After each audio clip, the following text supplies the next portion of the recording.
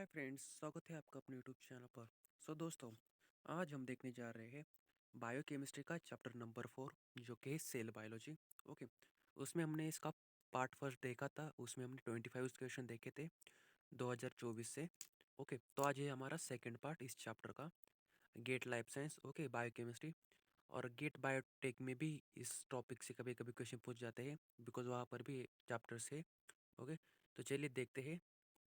Match the enzymes, मतलब एक question हमारा एंजाइम से पूछा गया है। तो उसमें क्या है, ग्रुप वन एंड मतलब एंजाइम दिए है और उनके करस्पॉन्डिंग एक्शन क्या है वो हमें बतानी है। तो चलिए स्टार्ट करते हैं। अगर आपने पीछे के वीडियो देखे नहीं होंगे तो प्लीज़ प्ले लिस्ट में जाके देख लीजिए, आपको सब वीडियोस मिल जाएंगे पार्ट वाइज। ओके, तो एंजाइम कौन कौन से दिए, फ्लीफेज दिया है, फ्लोफेज, lipase and स्क्रैम्बलेज।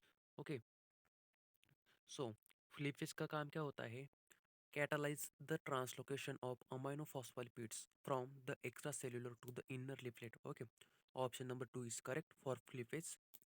Flippase enzyme and its action is catalyzes the translocation of aminophospholipids from the extracellular to the inner leaflet. Okay, and flophase catalyzes the translocation of membrane phospholipids from cytosolic to the extracellular leaflet. And scramblage, इसका option, sorry, lipase, उसका option number first is correct. Lipase का क्या है, catalyse the movement of any phospholipid across the lipid bilayer down it's concentration gradient. Okay, मतलब concentration gradients को कम करना, फिर phospholipid को मूवमेंट करना। और जो हमारा स्क्रैम्बलेज है, सॉरी, आर का फोर मतलब डिग्रेडेशन। लाइपेज का क्या होगा, degradation of phospholipids from the lipid bilayer including the inner and outer lipid.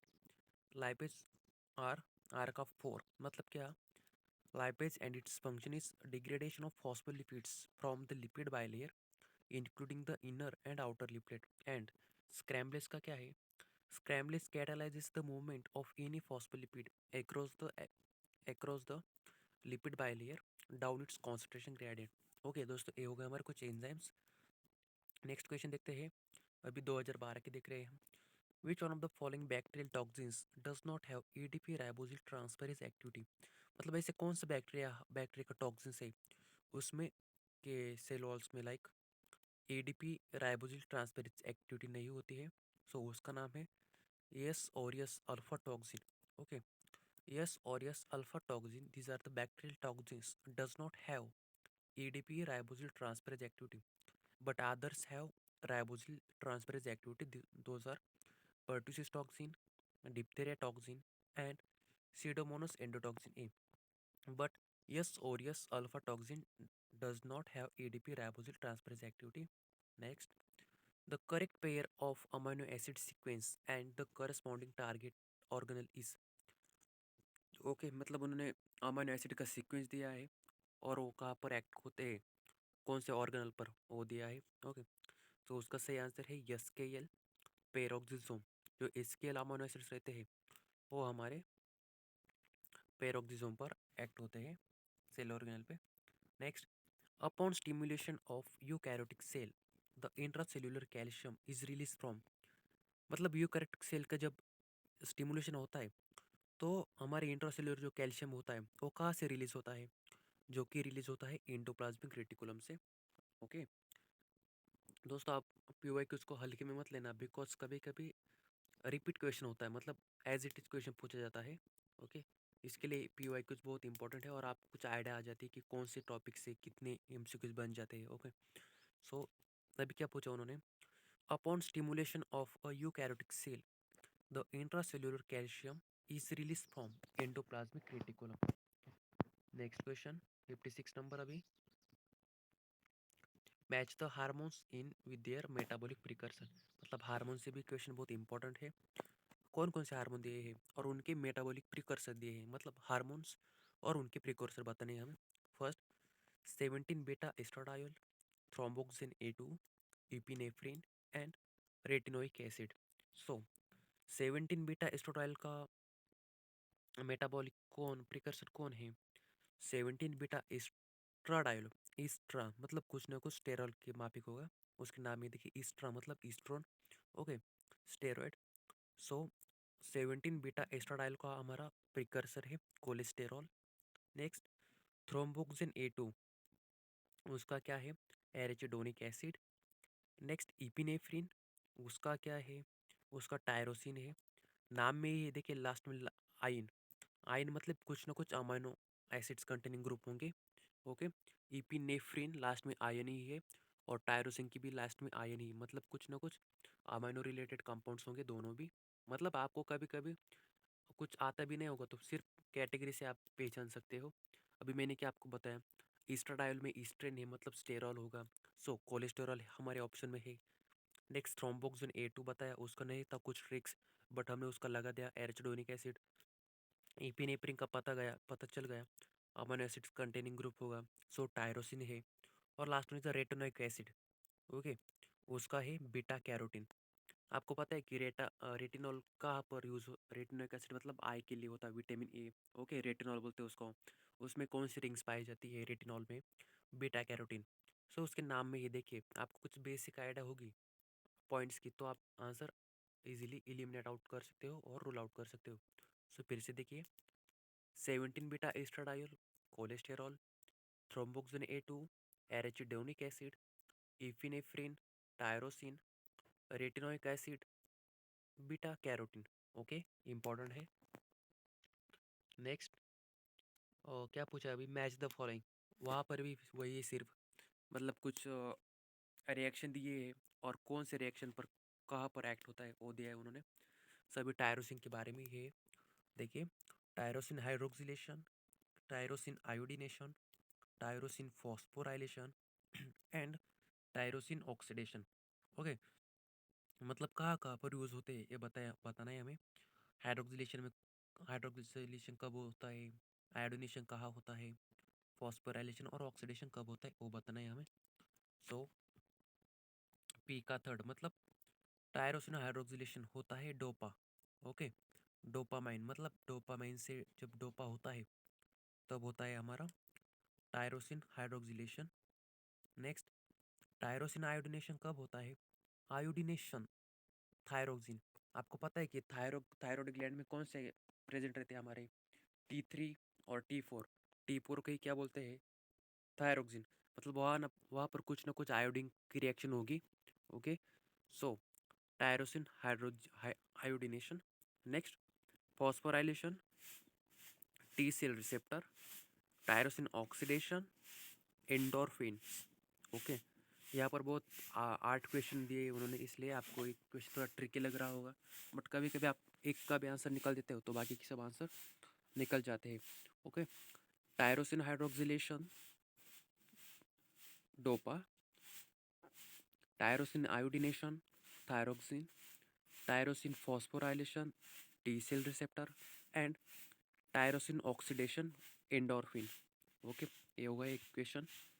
Next question क्या है, Scatchard analysis of ligand receptor interaction yielding the graph shown below. The affinity of the ligand receptor interaction can be obtained from slope of the line. Okay, bound molar और bound.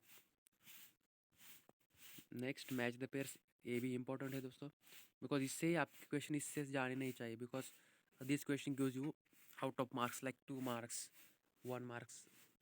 Mainly match the pairs comes in for 2 marks. Okay, so it's very important. If you get any one option correct, then otherwise all options are you rule out. So there is they give progesterone, dopamine, vasopressin and prostaglandins. अभी हमें उसकी category बतानी है। Okay, progesterone क्या है, steroid से, steroid. Okay, ये तो हो गए। डोपामाइन कैटेचुलामाइन है, डोपामाइन के लास्ट में क्या है देखिए, अमाइन। कैटेचुलामाइन के लास्ट में क्या है, कैटेचोल अमाइन। हमारा दूसरा भी निकल गया, option 4 is also correct, dope amine, catechol amine, progesterone, steroid. 2 option तो हो गए। अभी कितने ऑप्शंस में हमारे पी का पी का 6 और क्यू का 4 है। 6 और 4 कितने ऑप्शंस में हमारे, सिर्फ सी ऑप्शंस में है। ओके, अगर आपके 2 ऑप्शन भी आपको आते हैं तो आपका आंसर करेक्ट हो जाता है। नेक्स्ट वैसोप्रेसिन, जो कि पेप्टाइड से बना होता है। प्रोस्टाग्लैंडिन्स प्रोस्टाग्लैंडिन्स हमारा इकोसिनॉइड से होता है। ओके, प्रोस्टाग्लैंडिन्स को ही इकोसिनॉइड्स बोलते हैं। आपको अगर आपने फार्माकोलॉजी पढ़ी होंगी सो आपको उस एक सेपरेट चैप्टर है ऑटोकॉइड्स करके, मतलब प्रोस्टाग्लैंडिन एक ऑटोकॉइड्स होते हैं। ओके, प्रोस्टाग्लैंडिन E1 I2 और उनके कुछ डेरिवेटिव्स भी होते हैं, उनको ही क्या बोलते हैं हम, इकोसेनॉइड्स।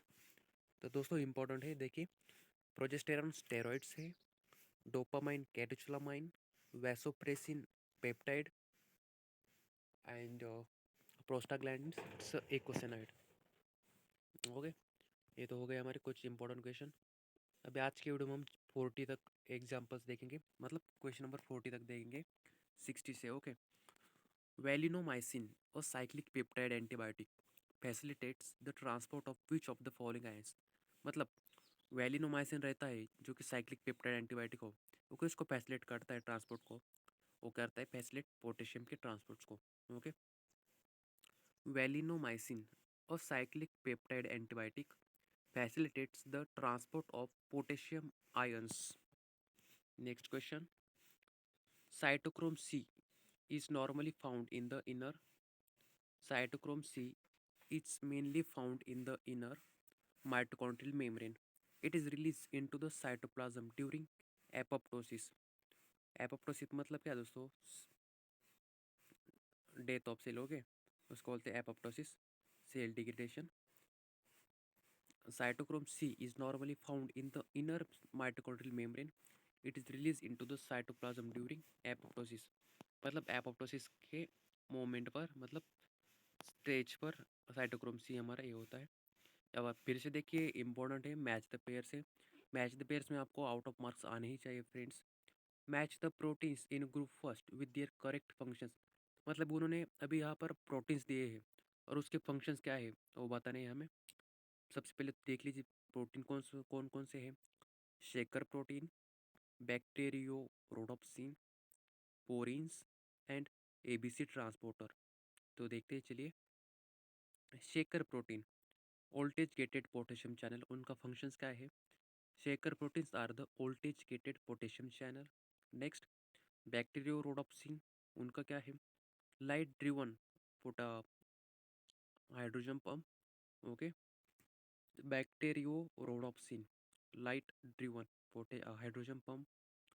Porins beta barrel simple diffusion channel. Okay, porins beta barrel simple diffusion channel. ABC transporter active transport, ABC transport active transport.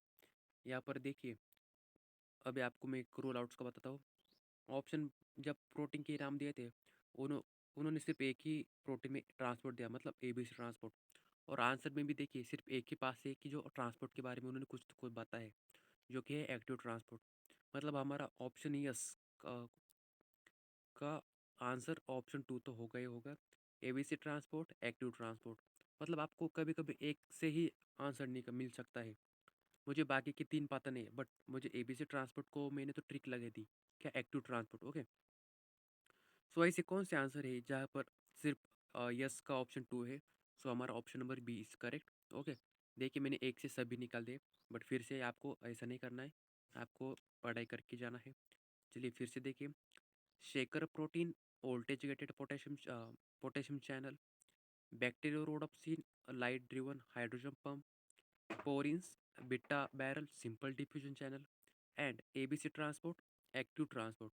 Okay, next, the rise per residues of alpha helix is about 1.5 angstrom, spans 4 nanometer by layer 7 times through its transmembrane alpha helical domain.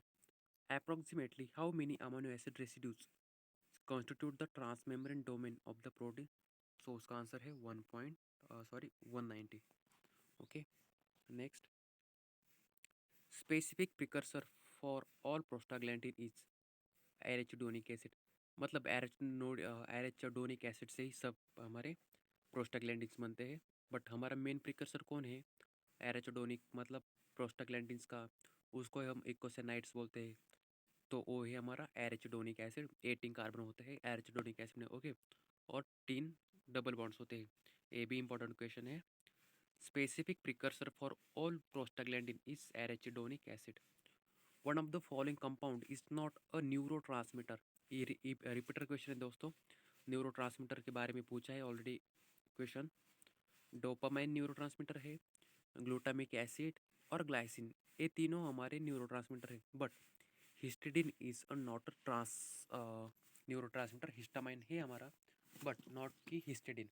Okay, याद रखिए, histidine is not a neurotransmitter but like dopamine, glutamic acid and glycine all all are three are neurotransmitter but not histidine. Next, nucleolus is involved in the synthesis of rRNA. Okay, RNA के कौन से form में nucleolus synthesise होता है, जो कि है rRNA. Okay, in rRNA nucleolus is involve for the synthesis of rRNA. Next, question number 45, in myasthenia gravis, a neuromuscular disorder, the acetylcholine receptor becomes dysfunctional because, मतलब एस्टाइलकोलिन माइस्थेनिया ग्रेविस में क्या होता है, जो कि एक न्यूरोमस्कुलर डिसऑर्डर है, उसमें एस्टाइलकोलिन रिसेप्टर डिसफंक्शन करता है। क्यों करता है? Because antibodies to the receptor inhibit ligand binding, मतलब जिस और उस रिसेप्टर पर जो एंटीबॉडीज होती है वो लिगेंड बाइंडिंग को इनहिबिट करती है। ओके, उसके वजह से आपको माइस्थेनिया ग्रेविस होता है। फिर से देखिए, in myasthenia gravis a neuromuscular disorder, the acetylcholine receptor becomes dysfunctional because antibodies to the receptor inhibit ligand binding. सो दोस्तों, आज के वीडियो में सिर्फ इतना ही। मिलते हैं पार्ट थर्ड में। Thank you, stay tune. अगर आप इस चैनल पर नए हो तो प्लीज़ इस चैनल को सब्सक्राइब कर दीजिए। आपको गेट लाइफ साइंस के और जीपैट नाइपर के सब वीडियोज इस चैनल पर मिल जाएंगे। ओके, और एमसीक्यू को डबल रिवाइज कर दीजिए, बिकॉज प्रीवियस ईयर से कभी कभी डायरेक्टली क्वेश्चन पूछ जाते हैं घुमा फिरा के। Okay, thank you.